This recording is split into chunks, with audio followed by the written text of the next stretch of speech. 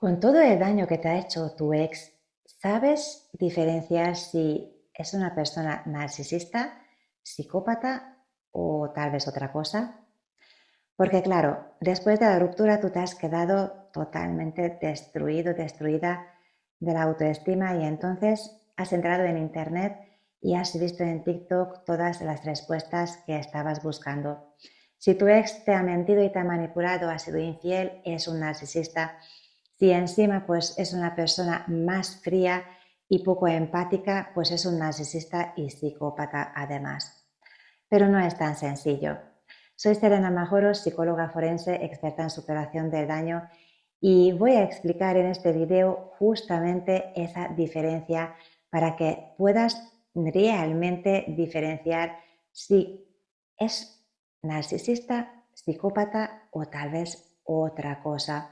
Aparte de esto, te voy a decir las preguntas exactas que tienes que hacerte al final de este video para conseguir tu sanación y realmente pues seguir tu vida de una manera mucho más feliz, dejando atrás todas esas heridas que te han podido producir pues esta relación o tal vez otras también. Así que nada, vamos allá y vamos a empezar ya a aclarar todos estos conceptos.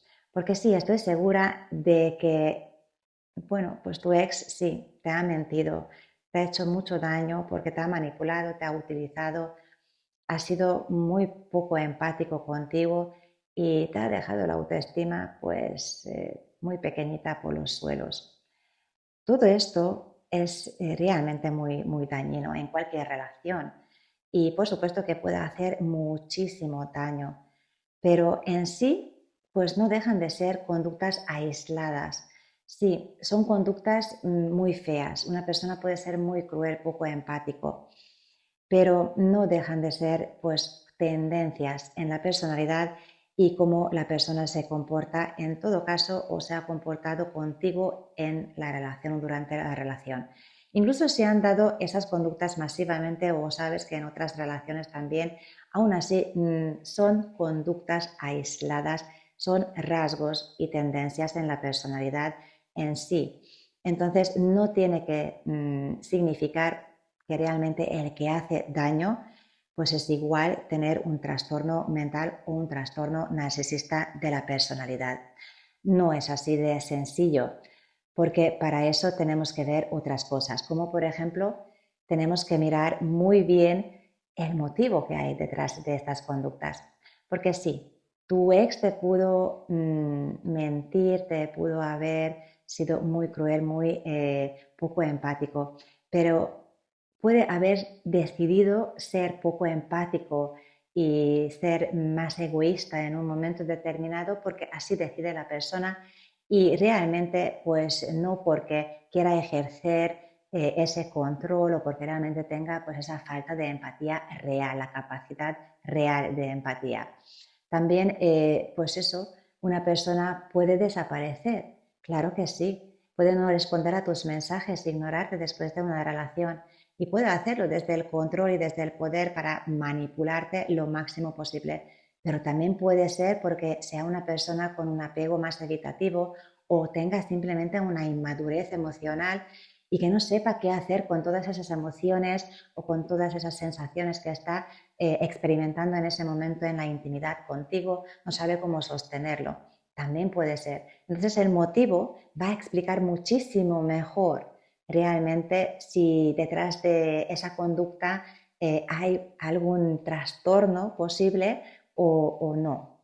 Y simplemente pues es un funcionamiento de la persona, una tendencia en la personalidad por inmadurez emocional que también puede pues, implicar la no tratar bien la culpa, de ser pues, más explosivo o más impulsivo y no quiera decir que entonces la persona sea ya narcisista o tenga un trastorno. Pero entonces, ¿dónde se diferencia esa normalidad de los rasgos que pueden ser molestos y por supuesto que son muy dañinos y degradan cualquier relación a que tener pues un trastorno ya sospechable? Primero que nada, el trastorno narcisista de la personalidad es un trastorno de la personalidad, por lo tanto tiene que cumplir que cualquier patrón que deben cumplir ya dentro del trastorno las personas que cumplen, pues tienen que ser esos patrones muy duraderos, estructurados, de funcionamiento básico de la persona, que sean inflexibles esos patrones, se manifiesten en todos los ámbitos de su vida y que generen un deterioro importante en el funcionamiento, tanto relacional como personal y en su entorno. Aparte que estos rasgos han aparecido desde hace mucho tiempo y han evolucionado estructurándose poco a poco, formando un patrón estable de funcionamiento de la persona. No se trata de un egoísmo circunstancial.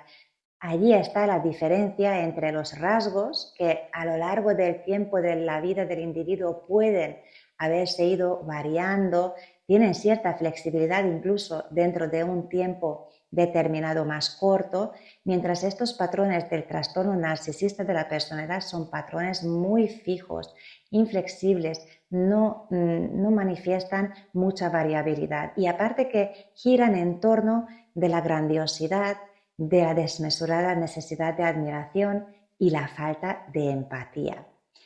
Pero no estamos hablando de una grandiosidad normal, de que todos, pues eso, necesitamos un poquito sentirnos capacitados y que sentirnos pues un poco reconocidos en nuestros ámbitos de trabajo o personal o familiar o roles, ¿no?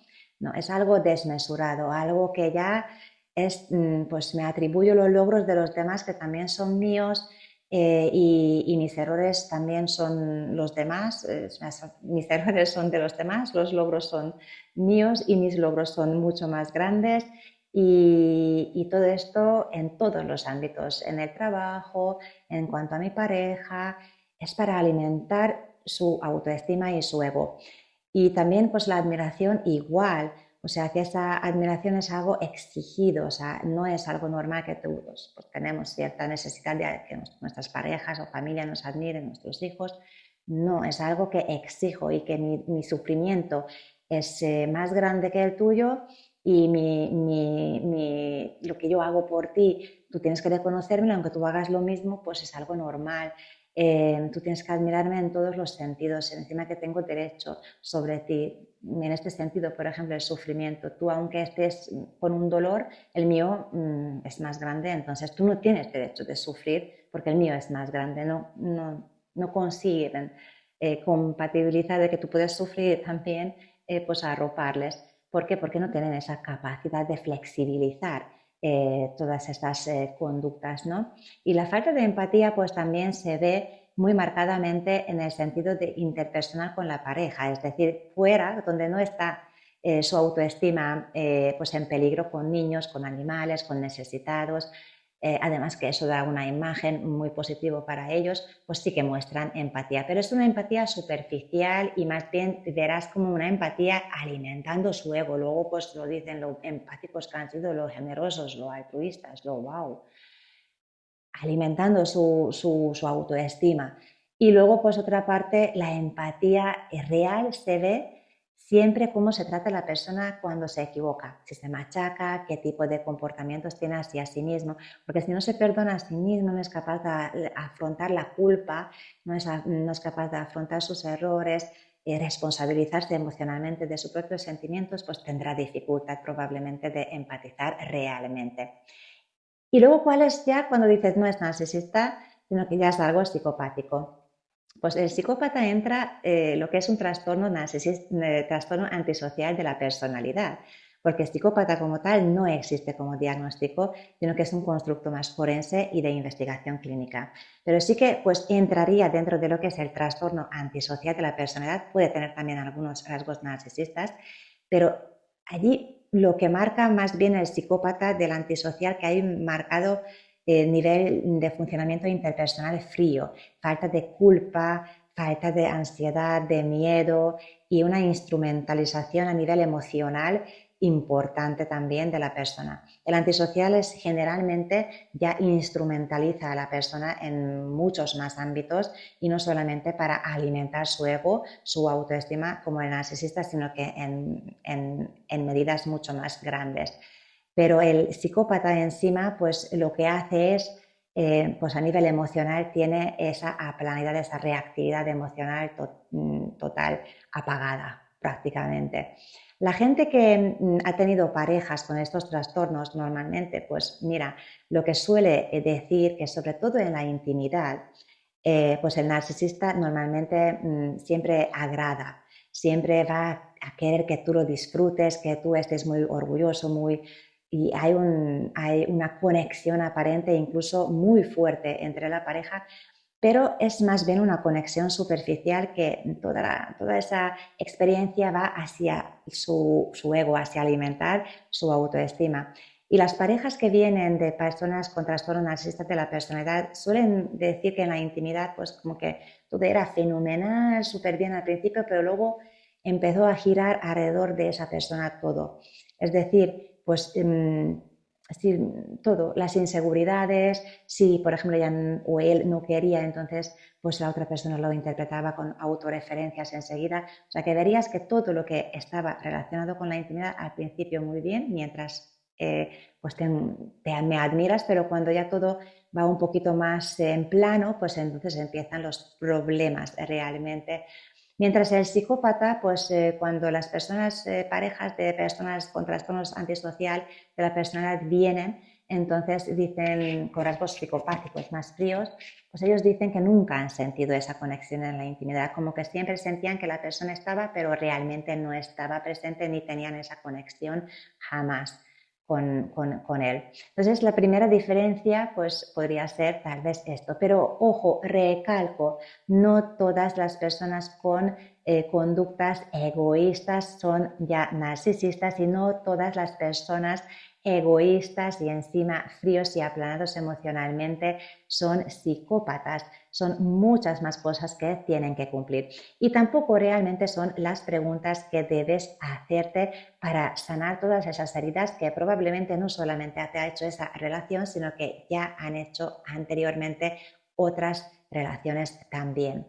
¿Por qué? Porque no necesitas que nadie te valide esas experiencias que tú ya has vivido y que cómo lo has vivido tú. Tú ya sabes realmente el daño que has tenido y realmente lo que has vivido en la relación.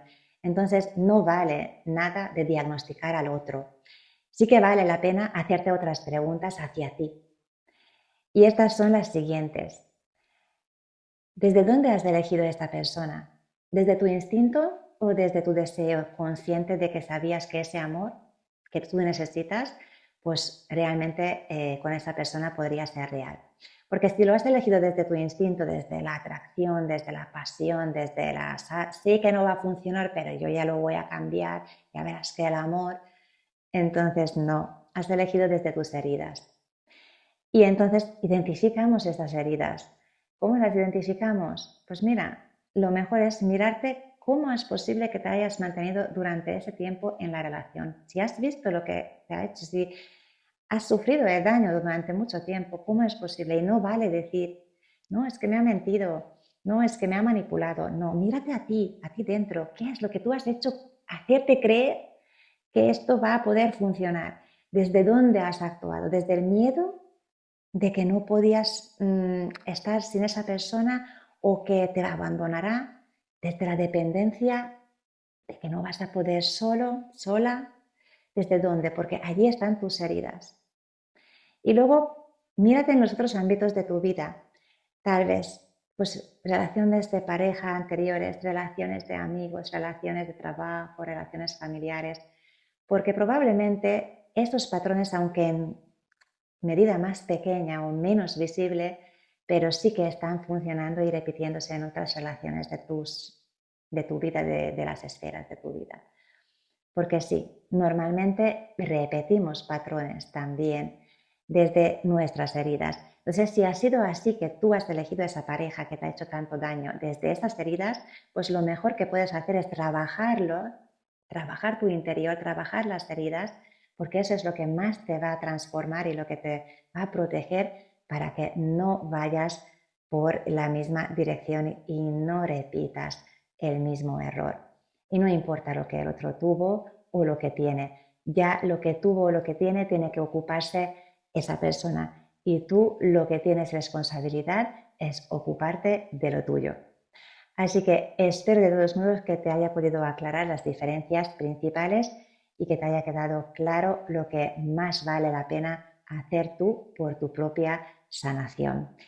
Si quieres saber más cómo funciona la mente humana y cómo explicar mejor la conducta, pues entonces en este canal eso es lo que te explico con la psicología seria y siempre desde criterios profesionales. Así que te espero en el siguiente vídeo.